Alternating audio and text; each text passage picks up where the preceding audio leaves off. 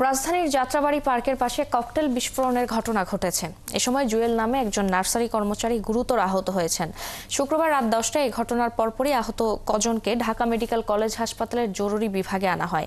এখানে একজনকে ভর্তি করা হয় এবং বাকিদের প্রাথমিক চিকিৎসা দিয়ে ছেড়ে দেওয়া হয়।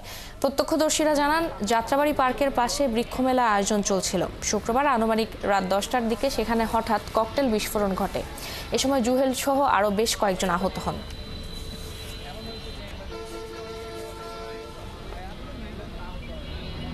হঠাৎ করে প্রচণ্ড রকমের বিকট একটা শব্দ আসলো। আমি আবার একটু স্থান থেকে কাছাকাছি একটু দূরত্বে ছিলাম, উল্টা দিকে গিয়ে তাকিয়েছিলাম।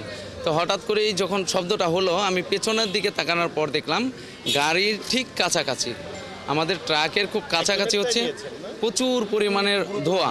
আমরা গিয়ে দেখছি আমার ভাইরা যে আহত হয়েছে, তারা দেখার পর যে অবস্থা একটা ককটেল বিস্ফোরণ করছে।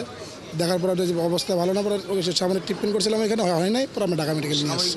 এরকম একটা জায়গার ভিতরে এই জঘন্যতম হামলা যারা করেছে, আমরা সূক্ষ্ম তদন্তের মাধ্যমে এই ঘটনার প্রত্যক্ষদর্শী তাদের শাস্তির দাবি জানাই।